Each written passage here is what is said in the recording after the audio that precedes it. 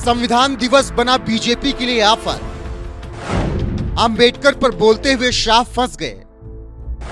चले थे कांग्रेस को घेरने, खुद मोदी बीजेपी को मुश्किल में डाला।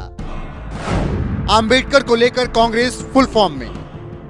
अभी एक फैशन हो गया है, अंबेडकर अंबेडकर अंबेडकर अंबेडकर अंबेडकर अंबेडकर। माफी मांगो, माफी मांगो, माफी मांगो, बाबा साहेब का अपमान नहीं सहेंगे।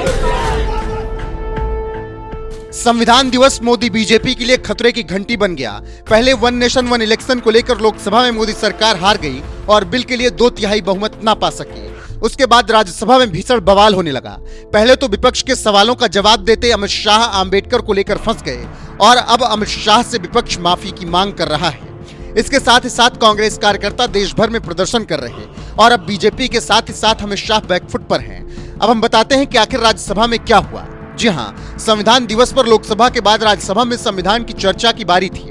मंगलवार 17 दिसंबर को गृहमंत्री अमित शाह कोरम को लेकर बोल रहे थे कि कैसे सदन में कम लोग आया करते थे, लेकिन ठीक उसके बाद कांग्रेस अध्यक्ष मल्लिकार्जुन खड़गे गुस्से में आ गए और अमित शाह पर भड़क गए। शाह को कायर कह दिया। उन्होंने अमित शाह को कहा कि तुम तो कायर हो। उसके बाद अमित शाह ने कहा कि खड़गे साहब, हिम्मत के साथ सुनना पड़ेगा, शांति से बैठिए।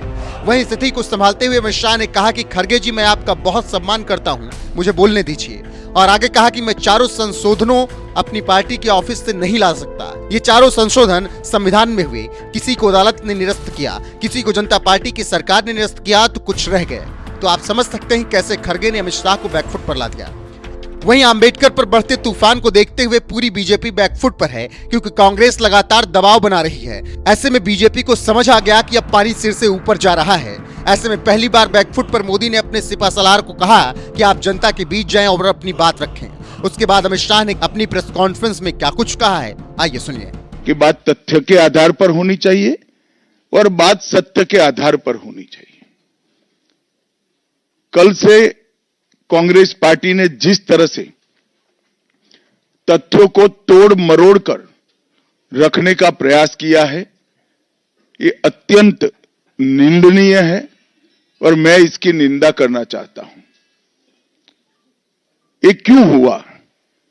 क्योंकि भारतीय जनता पार्टी के वक्ताओं ने संविधान पर, संविधान की रचना के मूल्यों पर, और जब जब कांग्रेस या भारतीय जनता पार्टी का शासन रहा, तब शासन ने संविधान के मूल्यों का किस तरह से मूल्यांकन किया, संरक्षण किया और संवर्धन किया, इस पर फैक्ट के साथ भारतीय जनता पार्टी के वक्ताओं ने अनेक उदाहरणों के साथ जनता के सामने विषय रखे और उसमें वो तय हो गया कि कांग्रेस पार्टी अंबेडकर जी विरोधी पार्टी है, कांग्रेस पार्टी आरक्षण विरोधी पार्टी है, कांग्रेस पार्टी संविधान विरोधी पार्टी है, कांग्रेस पार्टी ने सावरकर जी का भी अपमान किया,